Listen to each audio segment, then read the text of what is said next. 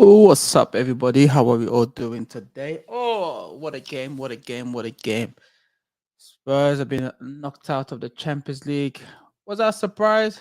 I don't think so. I think most of us, you really have to be very realistic about the whole situation.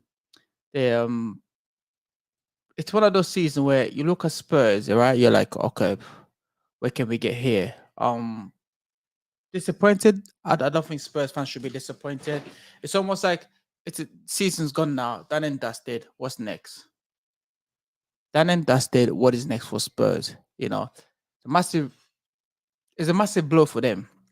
And the other one it was a PSG who got knocked out away from home to a very good Bayern Munich performance. You watch the game from start to finish. You see Bayern why they are so good at what they are. They were so organized. What was disappointing with PSG is that there weren't much in terms of excitement going forward. Yes, you got Mbappe. Yes, you got Messi, but Messi and Mbappe they didn't really have any room to operate. This because how well PSG set themselves up. PSG will look very organized, difficult to break down, and I've highlighted two players in this game, right? Joshua Kimmich and Alfonso Davies. Those two guys during the course of the game, they literally run the game. They control the tempo of the game. They control everything that was going for Bayern. You know, and if you look at the starting 11 for that game against PSG, right? It started with Jan Sommer in goal. You've got Josit Apcon. Uh, you've got the lead, and you got Alfonso Davies as a back four. Midfield two, you got Brazetka, and then you got Joshua Kimmich. In front of them, you've got Kingsley, Thomas Muller, and Jamal Musala, and then you've got Trooper up front. Nobody, you know what, Trooper Upcon, yeah, is not everybody cup of tea, all right. But he had a very good career. Yes, in England, things didn't work out for him. So to go to Germany and start off as almost like, yeah, it's gonna get game here and there, but now it's getting game. Is actually the number nine. Is actually the guy that everybody goes to. Is actually the guy that control the tempo of the game, how they play and stuff like that. Is a force not to be reckoned with. You might not agree with me, but he is a very very good player. He's a player that makes things happen for that team. You have to respect that the fact that he can come on and do what he needs to do and make a massive difference, absolutely a massive difference. But as time goes on, you look at it, you're thinking, I see why. I see why. I see why you're investing on him. I see why he's done well. But really and truly, disappointed with what performance I got from PSG. There weren't no much of excitement going forward for PSG. There weren't much of a you look at it thinking, yes, you've got Messi, yes, you've got Mbappe, but beside that, there's nothing else you were offering the team. Marco Verratti never really took control of the game. You know what? This is because how good, how organized Bayern Munich were. They were so compact, and then when they went forward, they played with so much freedom. And then later on in the game, guess who they bring on? They bring on Sadio Mane. They brought on Sadio Mane. They brought on Serge Gnabry, and that's what they brought on. That's coming from Bayern Munich bench. That's the level of quality that Bayern Munich have got up in the team. Are Bayern good enough to win the Champions League? Yes. Bayern got the squad. I think they've got experience. They know how this competition work. They've been in this situation many, many times. It's down to them if they want to take it forward, you know. And PSG, it's another disappointing season. And I mean, we all spoke so highly of PSG. Messi going to PSG, it was all about winning the Champions League. That's what Messi went to PSG to do. It didn't go to PSG to yes, you know that PSG will always be winning the French league. But the most important prize was for them to get him and him to deliver the Champions League. What has happened with PSG is that, first of all, there is no stability in terms of manager. They've had the best of the best. They've had the best of the best. You go from you've got for Carlo Ancelotti, you've got for Maurice Pochettino, and you've got from Laurent Blanc. They've gone from top tiers manager to what they have now, to the point just to get into just to say we've won the Champions League, and so far they've not delivered it. You know, Neymar was injured, which I accept that. However, it was just more of just okay, it again, here we go again. It's another it's another PSG where we all spoke highly of them. They all play brilliant brand of football and this and that, but it just has not come to fruition. It has not come to fruition this season again. You know, and was I disappointed? I didn't think they didn't offer anything special, but I felt like Bayern very much compact, very difficult to break down, looked organized. Everybody knew their job inside out, and they just wanted more. And obviously, the scoring that away goal in Paris made a massive difference. So to come back to Germany, it was almost like a huge task that PSG had to do to get over it.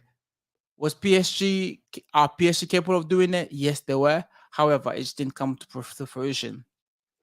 Another another Champions League knockout stage competition game. It was between Tottenham Hotspurs against AC Milan. Okay, AC Milan in Serie A, they're doing okay, nothing special. Tottenham, this was the last hope for them to claim some type of silverware, which was it was a difficult one. It was a difficult task, okay? Because there's so many good European team out there who are equally good as Spurs, equally as good as anybody, or better than Spurs. And I thought this game Spurs could have won it. It should have won it because just the squad that Spurs have got so much going for them. However, when you look at AC Milan squad, what Maldini has assembled in terms of his as a director of football club, he has picked good young players who, for me, as the game went on, they look stronger, they look better, and this was Spurs starting 11. You got Fraser Foster in goal, back three of Christian Romero who got sent off, Lengele, and you got Ben Davies. Again, that back three, I don't think Spurs fan can say, you know what, I'm convinced with that back three. I don't think there's not an out center half there who are hungry and determined to do well in terms of that back three.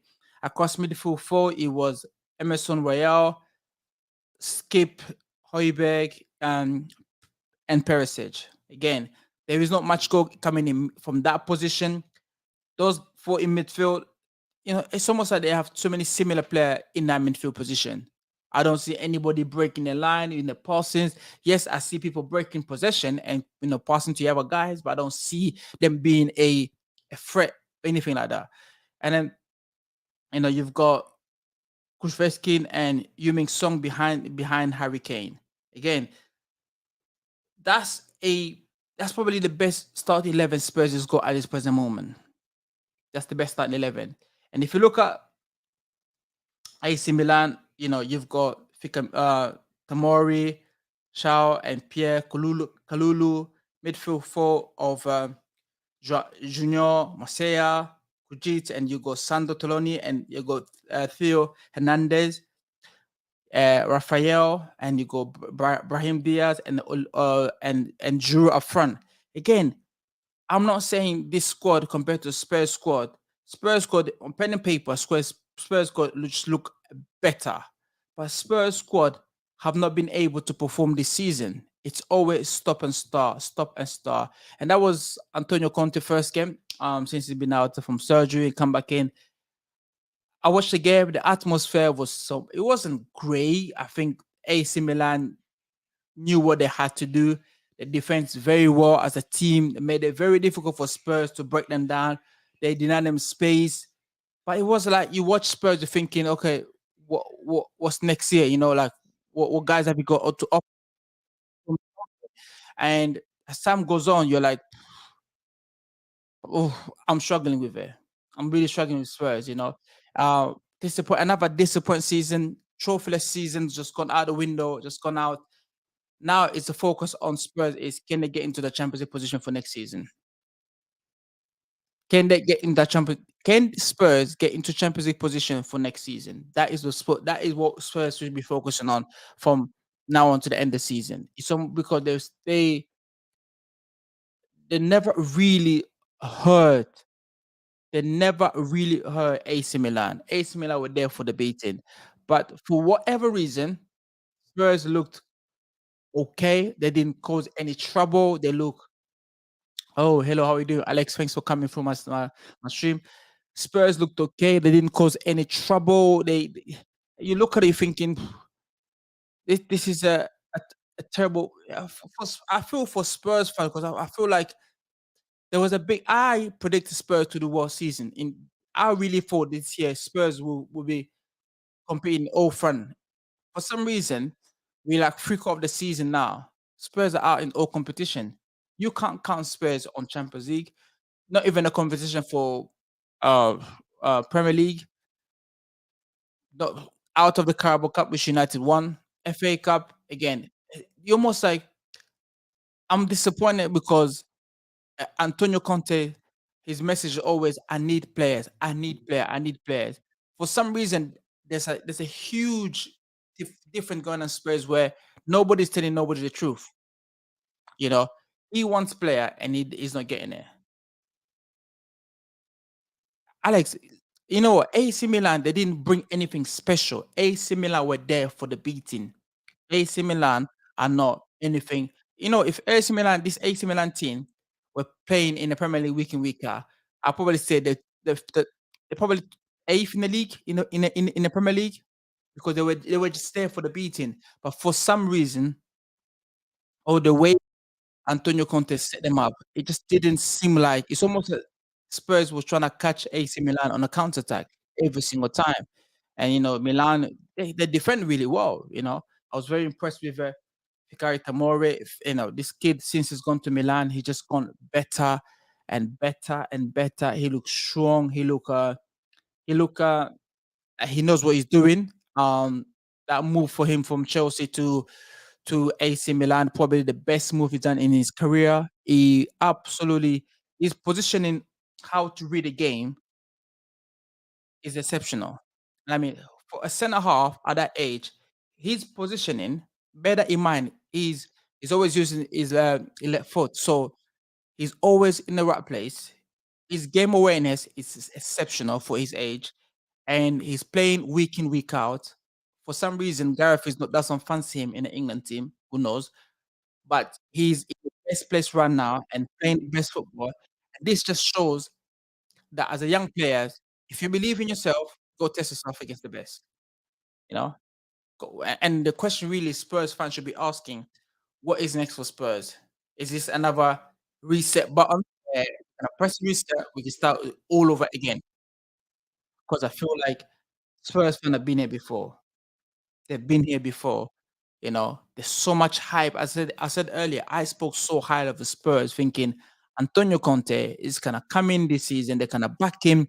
He's gonna bring in 3 or 4 individuals who will make a massive difference, and then hopefully they will compete at all front this season. So far, we will not even reach April yet. Spurs are out in all competition. So you're like, what is next for them? What is next for such a football club who, brand new stadium, everything looking great, but for some reason, it just on a pitch, something's not right. Antonio Conte doesn't want to sign that new contract. I think I'm not sure if there's a contract is offered that's offered him in a table right now, but I feel like it's a mission impossible for him. He does, listen, I feel like the idea of him working for Spurs in terms of them backing him, that's what he's received so far. So hence why that new contract has been just delay and delay and delay, and that's why he hasn't signed it. And for PSG, I said it's another disappointing season for PSG. You don't know what to expect because every single year they bring in numerous players coming into the team. There's not a set plan. Neymar's injured. Messi and Mbappe, I don't think they work together really well. Uh, the back four of Sergio Ramos. Sergio is getting on the bear. Midfield, Verratti, all getting on the bear. Again, that's another restart project where I feel like in the summer they're gonna have to get rid of some of the old guard and bring in some new bodies in. And credit to Bayern, exceptional performance, absolutely exceptional performance. Alfonso Davis kept Hakim quiet in that position. Josh Kimmich ran the game. Marco Verratti wasn't nowhere near his best, but that's credit to Bayern because the way they set themselves up, the way they play the game, they control the tempo of the game.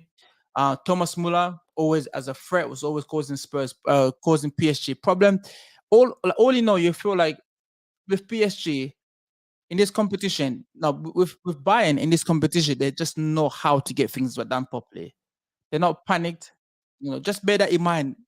They've lost Lewandowski to Barcelona. Barcelona got knocked out of the UEFA Europa League against Man United.